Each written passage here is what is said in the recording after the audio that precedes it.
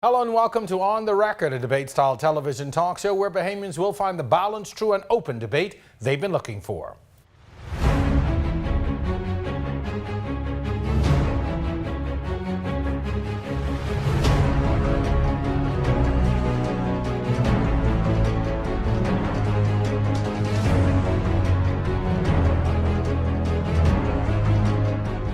A venture capital is a type of private equity, a form of financing, if you will, that is provided by governments, firms, or funding institutions to small, early-stage emerging businesses that are deemed to have high growth potential or which are demonstrating high growth. In the Bahamas Venture Fund is the official source of approved businesses to receive startup funds or funding to improve their businesses. This funding source works with local entrepreneurs to capitalize on opportunities that develop the Bahamas and local communities. Our guests tonight are Bahamas Venture Fund's chairman, Mr. Michael Cunningham, and vice chairman, Mr. Edison Sumner. Devanya's manufacturing owner, Michael Douglas, along with the owner of Island Ostomy, Don Albury. Our topic tonight is Seize the Opportunity, Own Your Dream. It's all on the record. I'm your host, Jerome Sawyer. Our discussion begins on the other side of this break.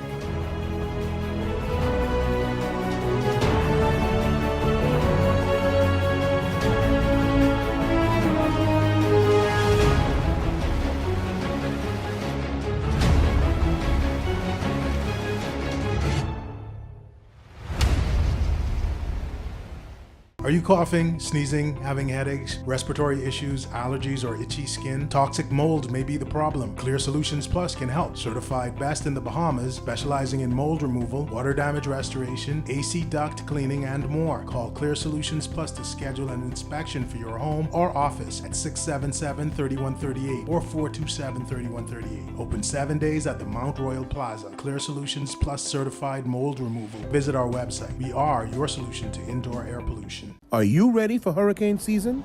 Electro Telecom Limited has all the resources to get the job done. Our team understands the unique needs of residents and businesses in the Bahamas. Whether you need to install hurricane shutters, trim trees, purchase or repair a generator, or dig wells to resolve flooding or septic issues, we have the solution. We are also a 3-phase licensed electrical contractor specializing in residential, commercial, and industrial needs. Find us on Facebook or call 322-5696 or 325-6816.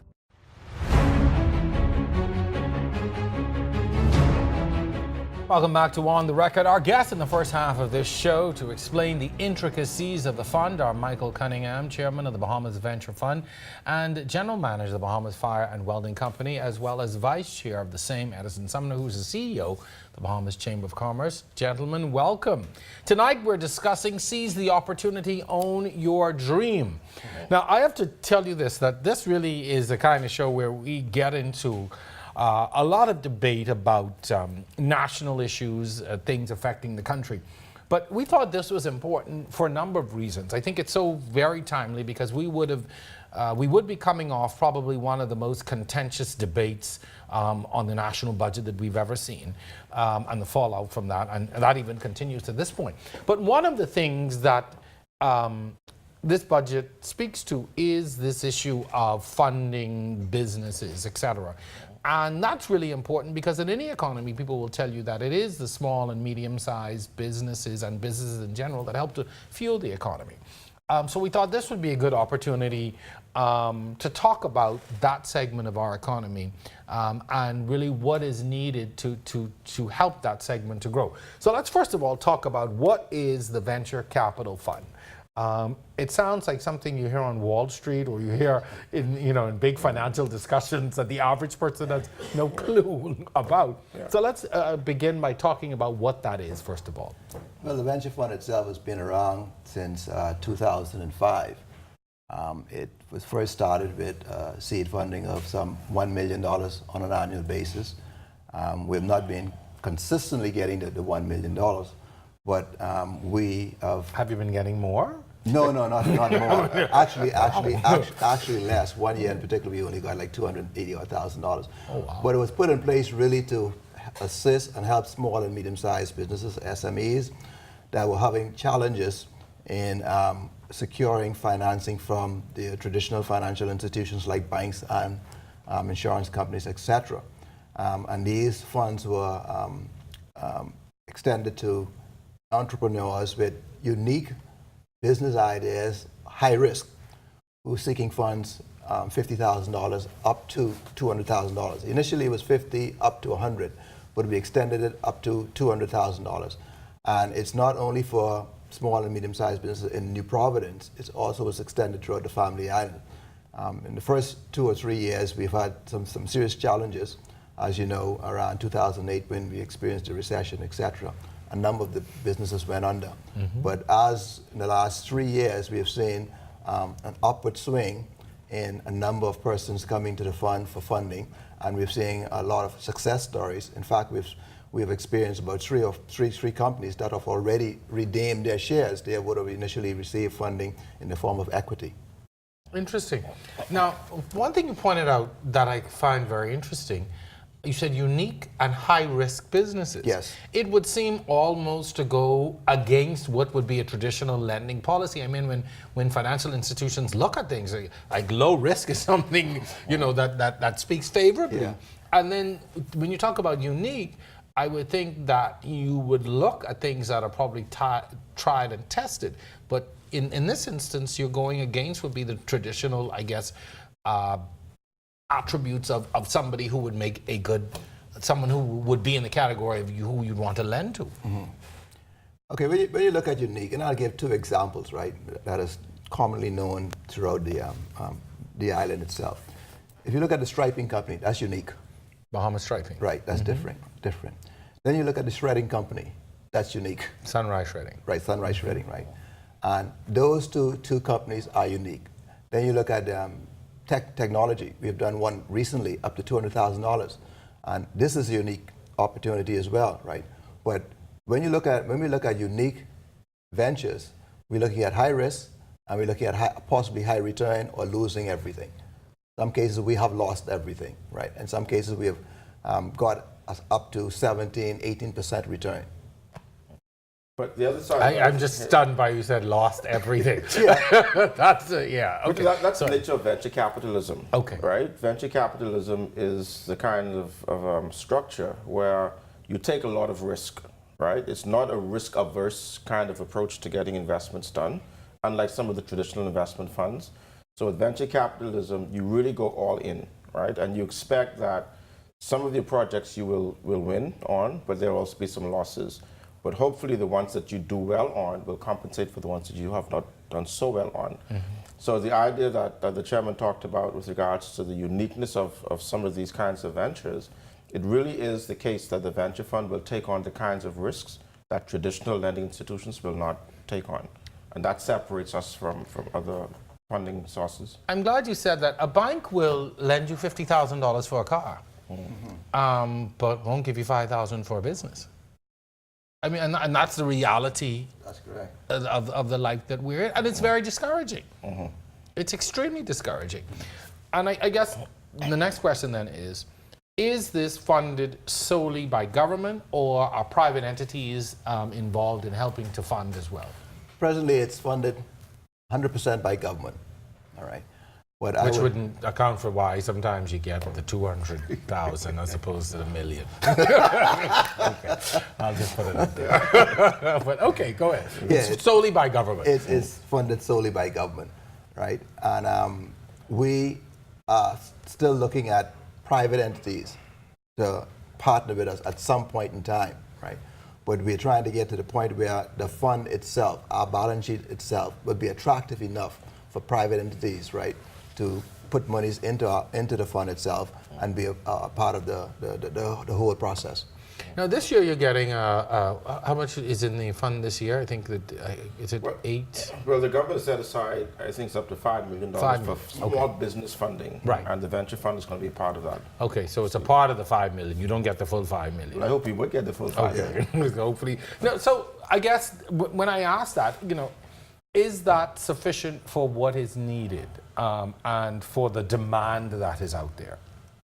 No, it's hardly ever sufficient. The fund made some approaches before to the government to request that they increase the investment in the fund. We don't like calling it subvention, right? Because that has other connotations. We like to see it as being an investment in the fund. The investment, of course, is managed by a board of professionals from the private sector. We were successful in getting the funds raised at one point from, like $500,000 to $1 million. We're still working on getting some further increases to the fund. But given the kinds of projects that come before us, and the nature of some of those projects, the funding that we offer for a lot of them is really inadequate. But we've got some brilliant ideas, brilliant business plans, but what they need to make that business work, we can't help them. Because all we can do for them is get them from point A to point A and a half, not even to point B. And what you do not want to do is to fund somebody inadequately that they can't even get the first phase of their business off the ground. That's going to be a noose around their necks, right? Because they're going to end up owing you money and they still haven't gotten their product to the first stage. Their own process savings and other things. Absolutely. Possibly, yeah. So what we like to see, we would like to be able to fund more businesses who require more capital, but we don't have that extent of capital to go beyond what our capacity is currently. And currently, I think, as Mike mentioned, we have, I think it's $200,000 on a loan or debt facility, equity, and up to 300, I think, on the loan side. 100 up the loan. Right, 100,000 on the loan side. But for a lot of companies, that's a lot of money. But for others who want to do some big things, that's really not a lot of money at all. Yeah, I would say it depends on what all you need to start your business. If you've got a huge physical space and equipment, etc., that's a small amount. But what is stopping or what is prohibiting the private sector companies from becoming a part of this? And the reason I ask that is because we have some Bahamians who have lots of money. They are involved in some very profitable business. And when you're looking at something like this, and to hear you say that there are businesses out there and there are opportunities that you aren't able to fully fund, that's very disheartening to hear. When you can see that there are some folks out there who have the ability to really fund or to assist in something like this. Well, I think you look at it in two different aspects. It could be that some of the private entities or private individuals who have the excess funds, they themselves may not want to partner with a government entity. That's one. And secondly, we have noted quite recently 2 private entities that are now doing the same kind of thing that we're doing, the Island Luck, I believe it is. And then you have the Bahamas Striping group of companies. They have started a venture fund of their own as well. Because I believe that they have seen or have heard of or experienced, right, that what we are doing, right, they can really reap some very, very big rewards. If you're looking at it like a 17% in a high-risk entity, and you may have a negative 5% in another entity, the net effect could be 12%. Okay, so you just spoke Arabic to a lot of people out there. All right, so explain that to the folks out there who are going, what does that all mean? I mean, and I want to take a step back now. If I am one of the entities out there who have or who are interested in doing this, what is the benefit to me? I'm giving somebody else money to start up a business. How does that benefit me? Benefit me as in the fund? Yeah, the fund. I mean, why would people see that as lucrative? All right. If I give you $100,000 to start a fund, all right, and I consider it as a high risk, I would put in place what we would call an exit strategy, right, whereby there's a dividend policy where you pay 5% if the company makes a profit, right, to the investor, all right. At the end of the 5 years, we'll have something structured whereby we say, well, at the end of 5 years, you need to buy back the shares, right? If I would have given you 20 shares, at the end of 5 years, you may buy 5 shares back. The next 6 year, you buy another 5 until the 20 is 100% in your possession. In so doing, there's a valuation of the company itself. If the company is growing, it's a very successful company, right? The value of the company may be 3 or 4 times its initial value, right? Thereby, rather than me getting what I would have gotten like 5% or 6% from a bank, I can now demand 17% or 20% because of the high value of the company. Like, for instance, Kale Bahamas itself, when they first started, the share value was what? $1, right? 2 or 3 years later, I think it went up to $8. That's the same concept when you invest in a high-risk company.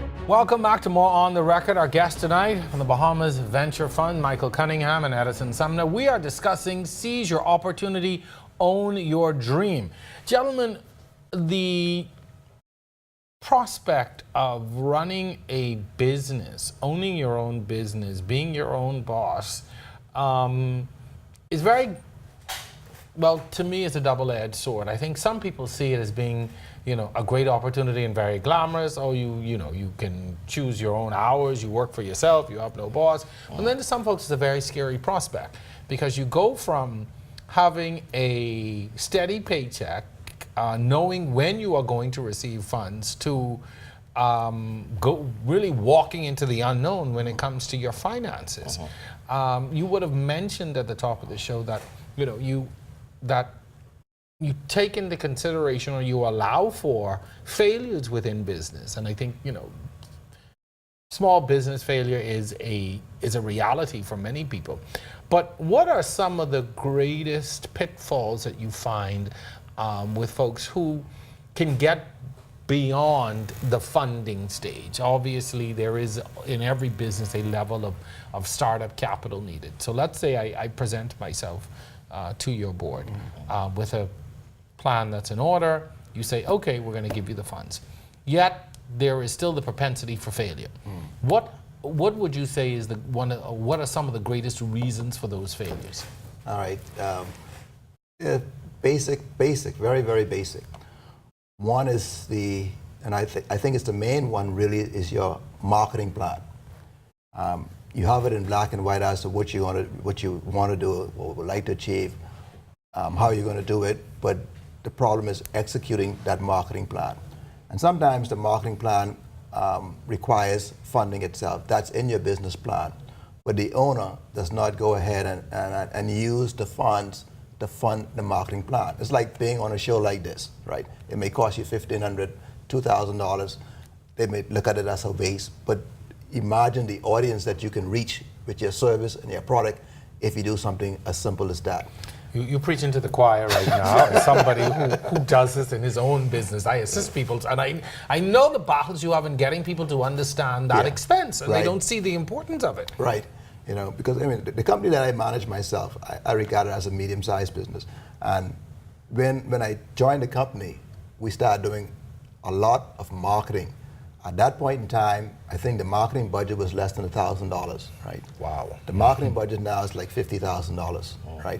If you need any help, call me. No. That's a budget. In the last 8 years, we have seen growth as high as double digits, right? And I attribute it to the marketing side. Yeah, it's very important. And then the other aspect of the small business that creates a lot of failure is that of the management, administration, and getting the right human capital, right? You may see, paying $20,000, $25,000 or $30,000 to get someone in there to do the accounting and the finance side. It's a waste of money. It's too expensive. Yeah, it looks expensive, but look at the rewards and the benefits that you can get from it. You don't appreciate that cash in the bank is not profit. The accountant will be able to tell you that. You could have negative cash and your company could be making money. You could have positive cash and your company could be losing money. The individual does not see that, but the accountant would see that and be able to explain it to you and give you direction on how to move your business forward. 4 companies that I can speak to directly, as they grew, they hired competent human resource person, competent accountants and administrators, etc., and their company just went over the edge with profits. And people don't, and that's I'm sure from the business side, you see that a lot. That those are the I'm glad you've said it. Are the biggest pitfalls. People don't see the importance, particularly in a small business. They'll say to you, "Oh well, I'm a small business. I don't have a big marketing budget. I can't afford that." And I always push back and say, "Well, how do you think people are going to know about your business?" Right. Well, if people don't know, then you can't sell. Right? Yeah. Right. But the advantage then would be, or the opportunity, I should say, would be, whilst as a small business, I might not be able to hire someone full-time in my company to do my marketing for me or my public relations. Or your accounting. Or my accounting. Right. I outsource it. Right. So I call Jay Sawyer, right? Because I need someone to manage my public imaging, I need someone to manage my public relations, my marketing, etc. And I can pay, a consultancy fee that may be less than what I would pay a full-time person, because As a small business, I don't necessarily need you full-time every day, but I need access to you. Or even on a project basis. Yeah. But I would need access to you. Yeah. But one of the other challenges is, and going on the back of what Mike just said, and that comes to the management issue, right? So a lot of people who small businesses may have a great idea. They know their craft, right? So you are an imaging expert. You know your craft, but you may not know business. So you need to find someone to work with you who knows business, who's able to manage your business for you. Let you be the creative mind. Let you go and you do what you are an expert in doing. But as Mike said, you might have this false pretense that because you've got so much money in the bank that you're doing very well, but you didn't take account for all the money you owe people, right? all the other things that are piling up against you. Right. That's why it's important for small businesses to get into associations of other small business persons like mine, where they can actually leverage certain resources. You might find that if you come to a small business environment and there are 50 companies in that network, we can all pool together and say, let's raise X dollars and pay you to consult for all of us. Help us all brand ourselves, right? And that way we can leverage opportunities. So it's important, I think, for small business persons not to try and do business on their own if they don't have all the resources to do it within their organization, but learn how to go out and talk to other people, talk to the venture fund, talk to the chamber, talk to the BAIC, talk to the other banks, right? And get advice and access the information you need to help you grow the business. It's very interesting because I find even in my own experience that people, and it's almost as if businesses are springing up out of a need because, as opposed to trying to hire people on a full-time basis, you need to outsource activities. And the more of a demand there is, you find particularly young people now going full-time into business for themselves just because they've got 4 or 5 different, I call them gigs, jobs. Yeah. And then you get to the point where you say, hey, I can actually make this a real business. Right. Which brings me to my next question now. Who qualifies for this fund? How does, how do the qualifications work? And where do I present myself? What do I present? If I think I've got a great business idea, but guess what? I just do not have the funding to get me from point A to to 8.5 or B. Yeah. Well, first of all, you need to be a Bahamian. Okay, that's important. That's the first qualification, right? And then the next, you need to present a business plan, and it's submitted to the administrator, Baker Tilly Gomez, right? Once you have done that, we'll do a preliminary review of it. If it looks like there's something that we're interested in, right, it could work, then we'll call you in, right? And you will do a presentation to the board. It's like a Shark Tank situation, right? You're given a short time to convince us, right, that your heart is in this business and that is something that it can work, and thereby we continue with the process of approving or disapproving it. And who sits on this board? Because I always say to mom is, some is my boy, Mr. Cunningham, I need this, I need that little thing. Yeah. You're all looking out for me. But who is there a proper administration of this? Who sits on the board? Who does the appointing? What is the time period for you to sit there? I guess what are the checks and balances now on all of this? The entire board is being appointed by government because it's government-sponsored fund. So every time the government changes the new board? No. Oh, okay. Well, that's good to know. This is. I think this is. You probably wouldn't be here. Go ahead. No, say it. Come on now. This is especially after your recent comments. This is perhaps the only government agency such as this, right, that has basically had the same board since its inception. So that is very encouraging. So there's continuity. That's right. And consistency. And it's entirely private sector board. Yeah. There's no government presence on the board. Although we report to the government, the chairman would meet with the minister or the financial secretary. Which minister do you come? Finance. Minister of Finance. So all of the members on the board are from the private sector. They bring certain levels of expertise to the board, and that all plays well. So that when we get together to review applications, to set or recommend policies, etc., then it works well. But it's also important to understand that this board was established, or the fund was established as a private company. This is not a government corporation. It's not a government ministry. It's not a department in the government. It was established as a private company in the Bahamas, and just happens to be that the government is the shareholder in the company, right? And because of it, we operate with our own memorandum and articles of association. We've got our own guidance notes to guide the conduct of the board. We report to the Ministry of Finance as the head of the fund. The fund is audited on an annual basis, and those audits are turned over to the government, and they include them as a part of their government notes when they present their budgets, etc., to Parliament. So there are checks and balances. There is oversight. There is transparency in how we operate, and we like to report to the government on a consistent basis.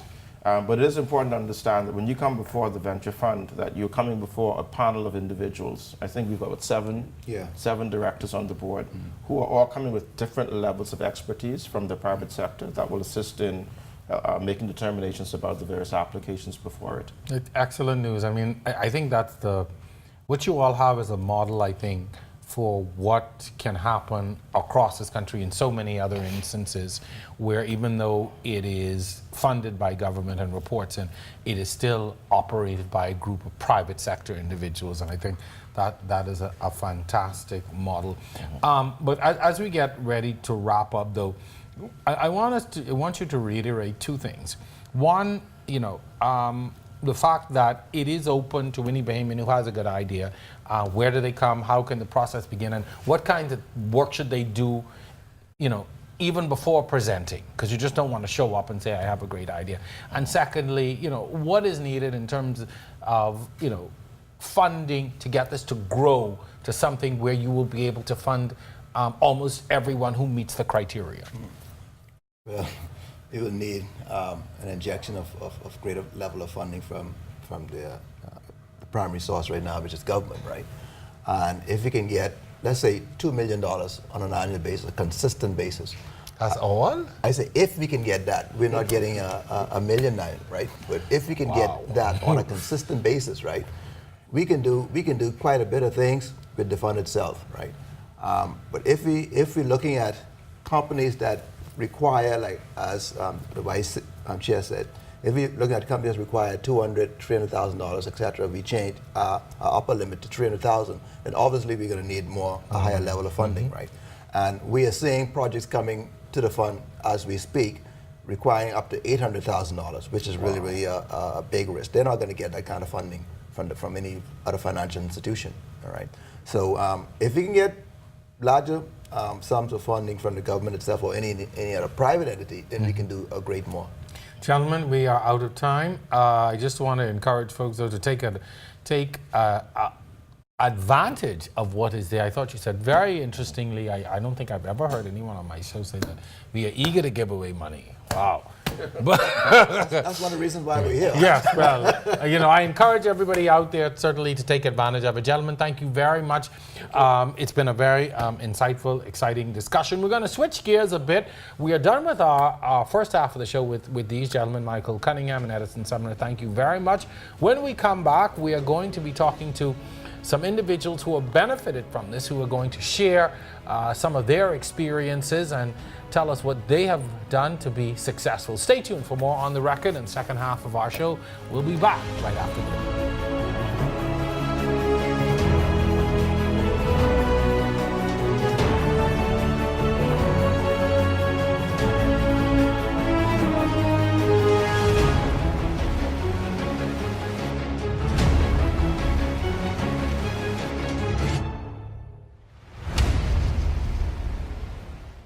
We are in our second season of On the Record, and we thank you, our viewing audience, for allowing us into your homes every Thursday at 8 p.m. We value your opinion, and we want you to be a part of our discussions. So make sure you follow us on Facebook and Instagram and comment on our exciting topics. Remember, it's all on the record.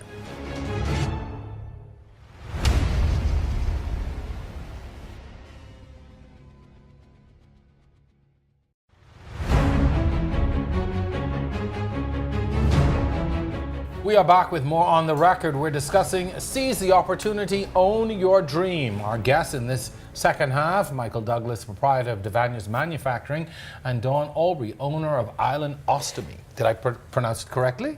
Yeah. Okay, good. Welcome to On the Record. First part of our show, we really talked about the nuts and bolts of the venture fund, how it works, getting access to it, etc., and a whole plethora of other issues surrounding small business and small, medium-sized businesses. But I want to first of all talk about what it is that your businesses do and how you got started. I will start with the lady here. Okay, so Island Ostomy and Wound Treatment Center is a one-of-a-kind nurse-owned and operated niche business. We specialize in taking care of persons who have wounds, W-O-U-N-D-S, which is any break in the skin, ostomies, and the public would know it as someone who has to wear a bag to collect waste on the side of the body. Right.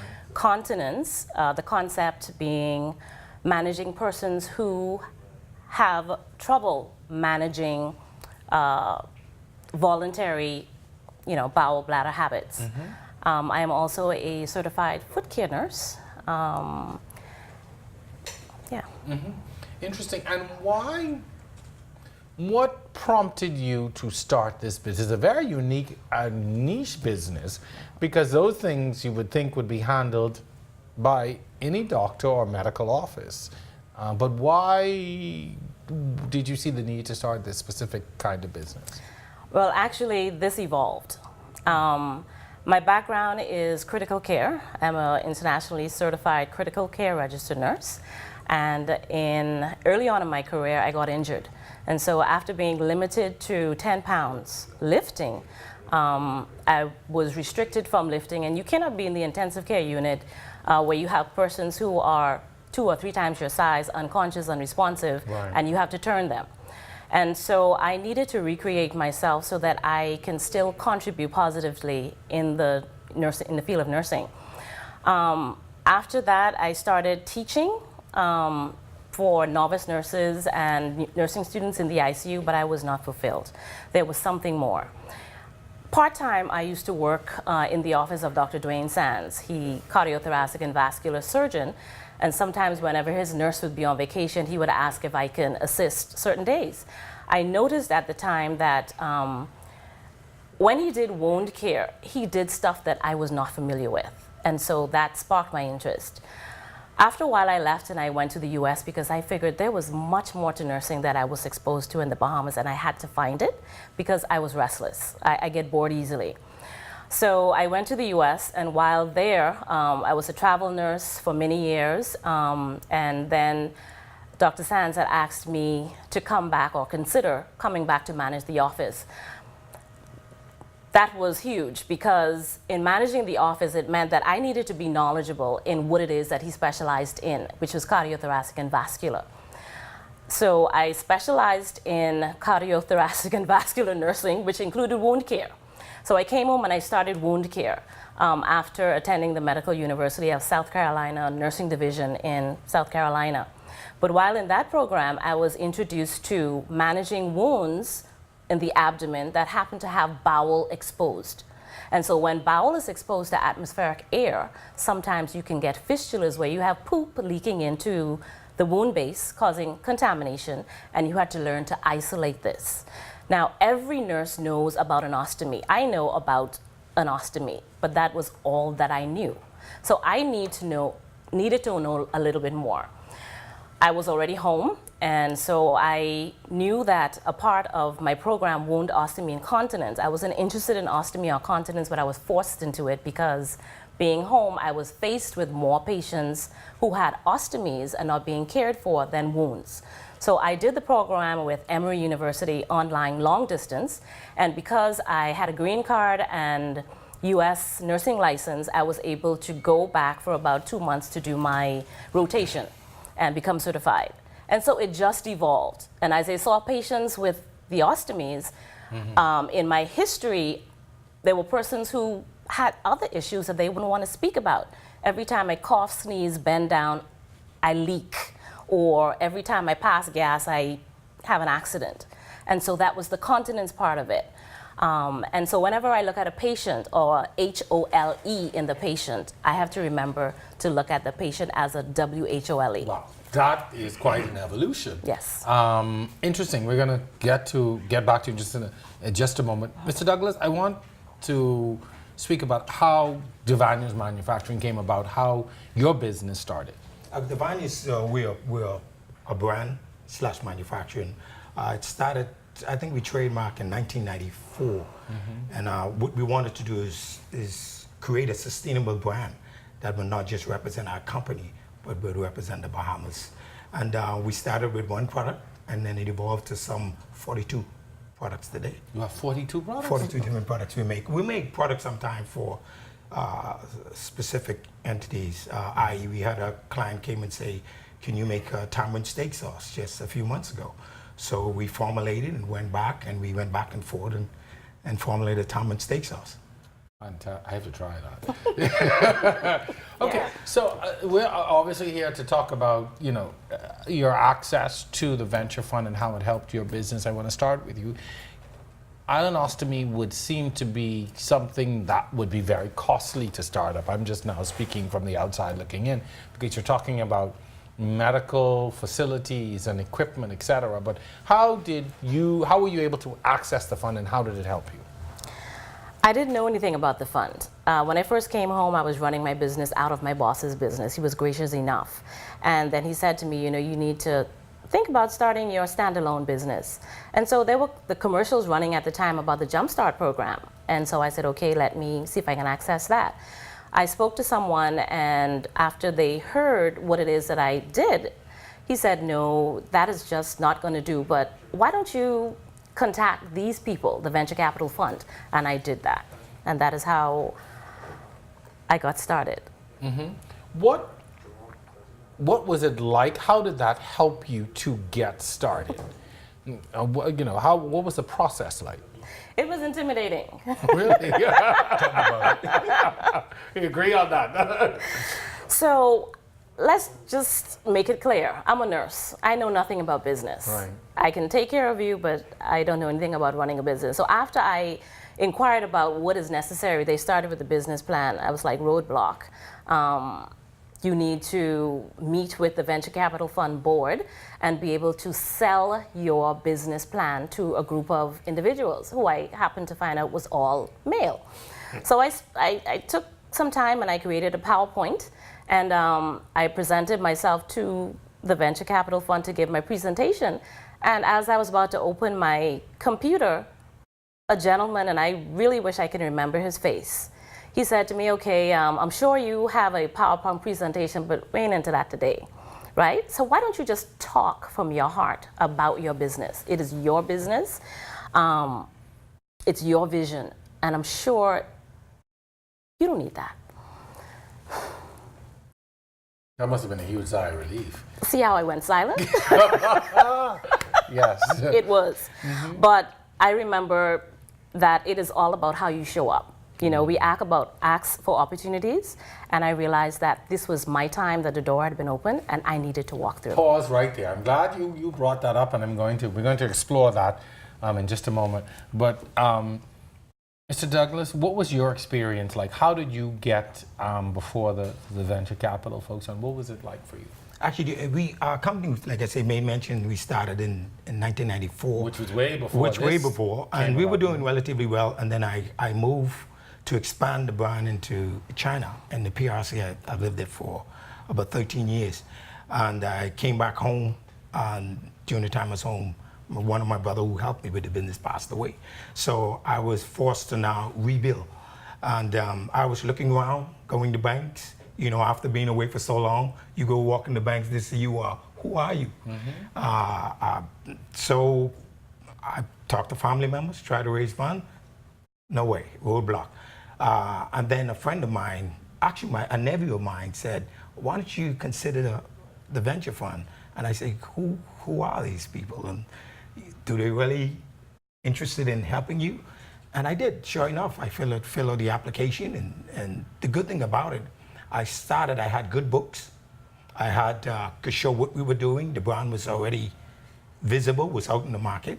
We were able to make connections with some of our customers we sold to before, like the Atlantises, etc. And they embraced us, and the venture fund, give them the pitch, get a first round of funding, get a second round of funding, and a third round of funding. Fantastic. Do you think that people are aware of the opportunities. I mean, we hear over and over, and I say it all the time, the bank will give you $50,000 for a brand new car, but won't give you $5,000 to start up a business. And that discourages a lot of people. So from the outset, people say, you know, there's no way I'm going to get access to this. And it would seem that both of you sort of stumbled upon this or came across. Mm-hmm. So do you think that people really know that there are sources of funding out there? Well, I didn't know. And I didn't travel in the business sphere. So all you know is what you know. All I know is what I know. Right. And I didn't need to know any more than that in the business field. Mm-hmm. You know, so I am thinking that there are a whole lot of persons just like me. And until they started the commercials and people talking about it, I now hear, oh yeah, I'm a part of that, but I didn't know before.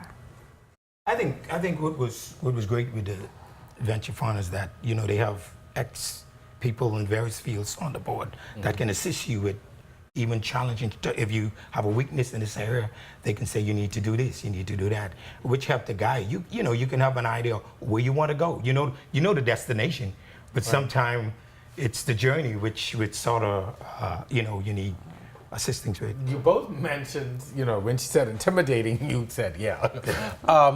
What made it so intimidating? Was it the fact that you had to go and present before a board, or was it just the fact that you were going into the unknown?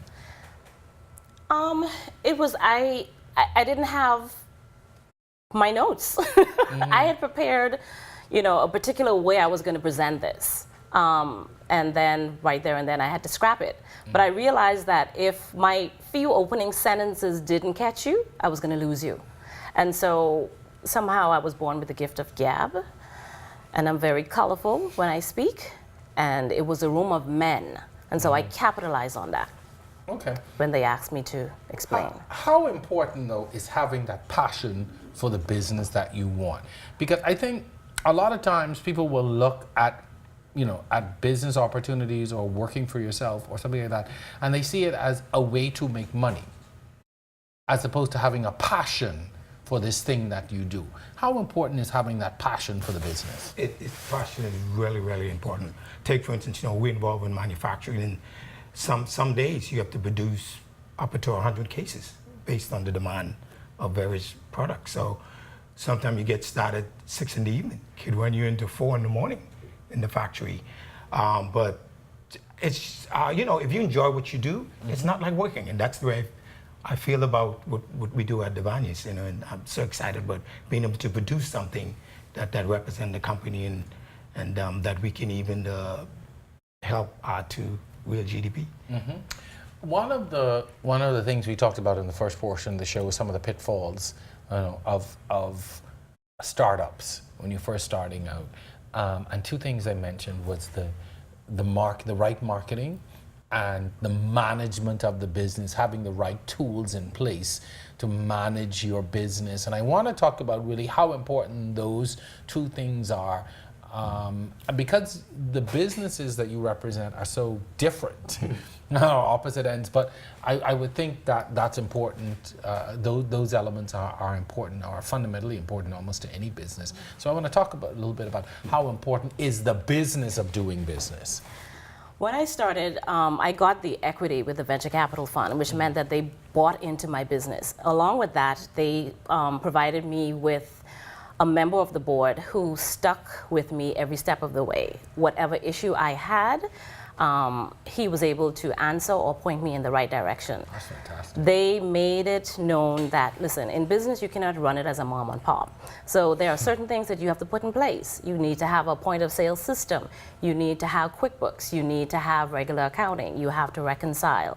You have to just, you know, keep on top of things like that. I was not business oriented at all, so it was, and then my sister being an accountant and persons, you know, it's amazing. Everything that I needed, first of all, was an answered prayer. Everything that I needed at the time, I said, Lord, I don't know what it is right now, but whenever I prayed, that person was provided for whatever aspect of the business that I needed, and it's still happening today. Okay, we're going to take a break. Ms. Douglas, hold your thought. We're going to allow you to answer. Stay with us. Seize the opportunity. Own your dream is our topic tonight. We are going to be back with more right after this.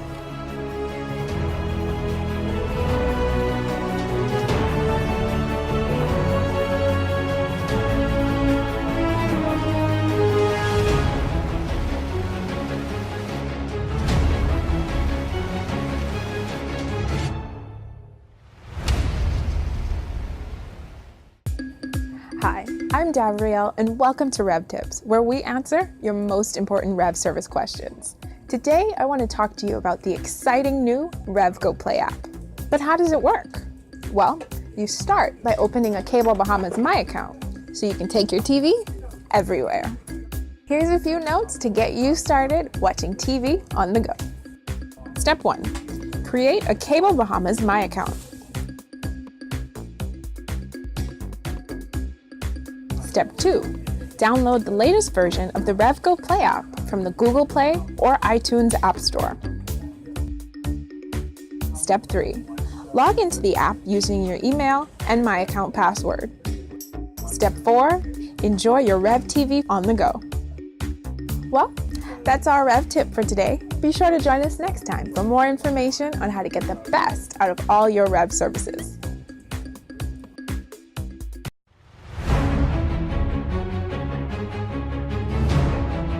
Welcome back. This is our final segment of this episode. Our topic tonight, we're talking about seizing the opportunity and owning your dream.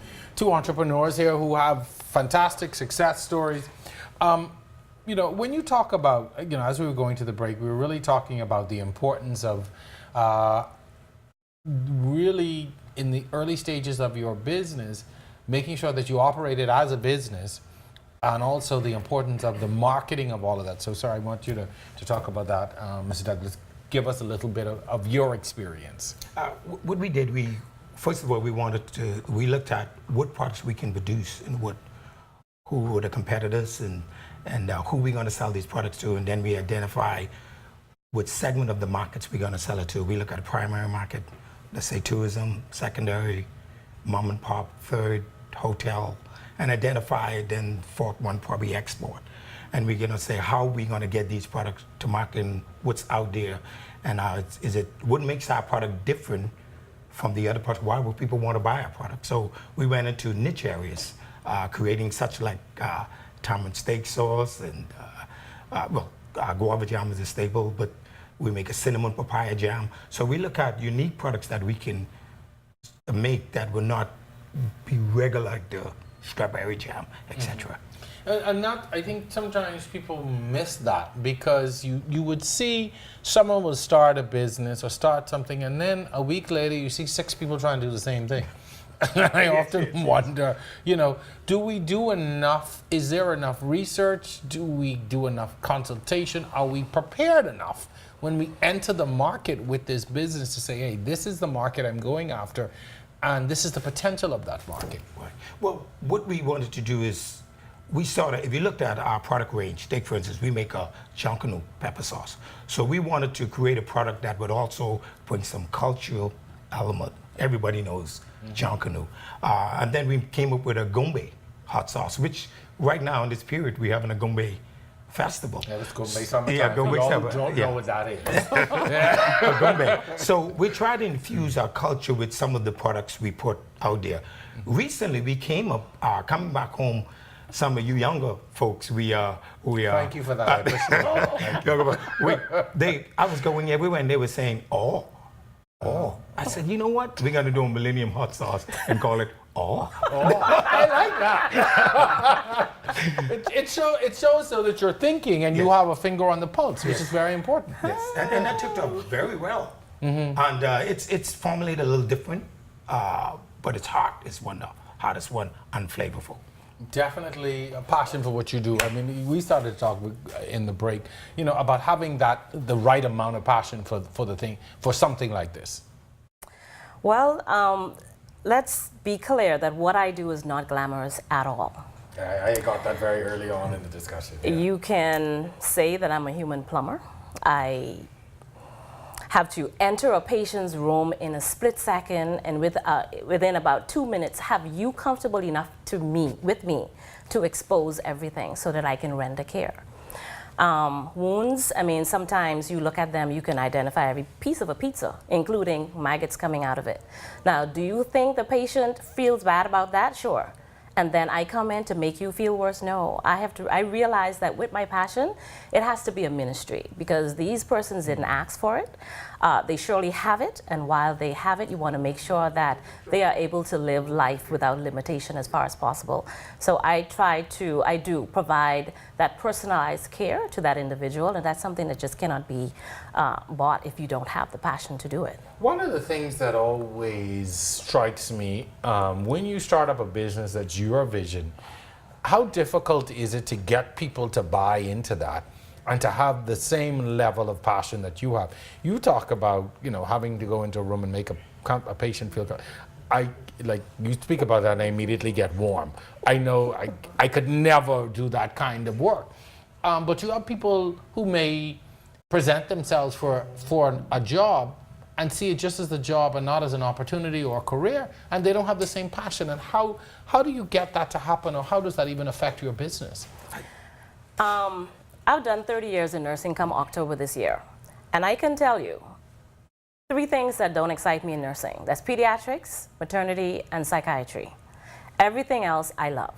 So you first of all need to know what drives you, what makes you get out of bed each morning, and then you capitalize on that. So there are a lot of persons who want to work along with me, but it's not their passion. It's a job and a means to an end. And I think that's selling out my patient, because when they come to you, they want someone who is knowledgeable, who is going to go above and beyond. And once again, you have to come with that. That's missing. I think it's important for anyone who's steering the company on, it's their business. You need to sort of let your staff or people you're hiring have a clear understanding of where you're going with the goals and objectives of the organization. And once you can take them with you, it's very, I think it's a great thing. You represent really the best, I think, of business when you look at Bahamians who have decided to do something to make a living for themselves and to step outside of the traditional role. I mean, one of the things that bothers me is, you go to a careers fair and you see primarily people from the tourism sector, banking, armed services, nursing. Not that these aren't noble professions, but there are very few people like yourself who are talking to kids, who are saying to them, you can be your own boss, you can start your own business. And as a Bahamian, you have the opportunity to do this. What do we need to do to encourage our young people especially to be bold enough to do what you do and to Bahamianize a lot of what you do? In many instances, I'm sure, we would have thrown open the door to some foreign investors who came in to do the kind of work that you're doing. Same thing here. If somebody showed up and say, oh, I want to start a manufacturing plant to do, and it's happened, to make Bahamian products. But what do we need to do to get our own people to seize these opportunities and stop saying, oh, well, the government isn't providing this or this isn't happening, but realizing that the opportunities are right here? Well, I would say exposure. Nursing is a vast field. However, tertiary education for nursing and various specialties, not all of them are available to you here. And so I was one of those nurses who left and went to the US. I went because I wanted to know more. I wanted to be able to make a bigger impact. And sometimes we are not ready to make that leap and to take a risk. Don't want to think outside of the box. You want comfort. Comfort. We never go to Miami to go shopping. Sure. I think it's any young person who are passionate about anything they want to do should just take that jump, do proper research, and take that jump. It may start with, let's say, if you're selling, you want to formulate, you got to formulate for a juice. Start to look at it, look at what's in the market, what's been imported, and see what are you going to make and how it's going to match up and who you're going to sell that to. You might get into a lunch program with it. You just have to start right where it's no right time to start. You just do it. Mm-hmm. Any regrets that you would have had? No regrets, none at all. Mm-hmm. None. I think I am still realizing my potential. I'm not there yet. I have a lot more to offer. You think your business is gonna? Are there plans to expand and grow? We'll see how that goes. We'll see. We'll see. So, I mean, you guys are doing. You've been around from the '90s. You're now, about to get even bigger. Well, our plans are we've done our preliminary drawings for our state-of-the-art facility. We're looking manufacturing facility. Yes, yeah. and then we're gonna start looking for additional funding. We think we can employ from 100 to 200 persons in the sector.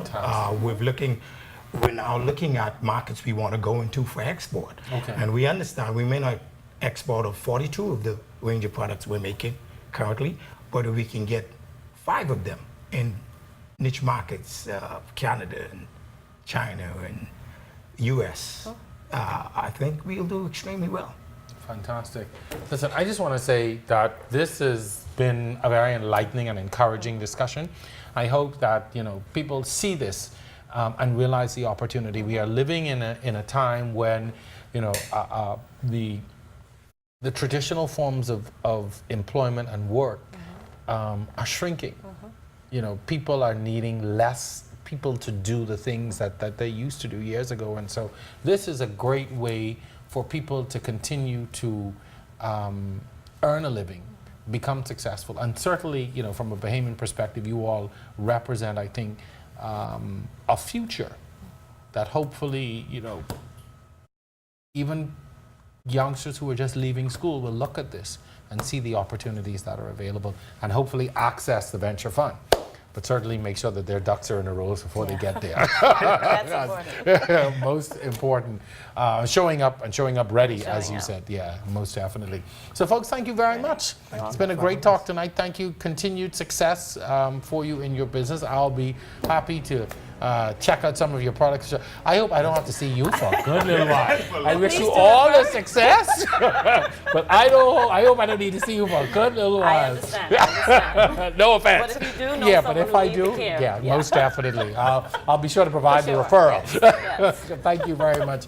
We hope that you have enjoyed our show tonight. Special thanks to all of our guests, Michael Cunningham, Edison Sumner, Michael Douglas, and Dawn Aubrey. My producer, technical staff, and of course our audience for watching week after week. Be sure and join us for more On the Record next week, same time, same place. Once again, I'm your host, Jerome Sawyer. We'll see you next time.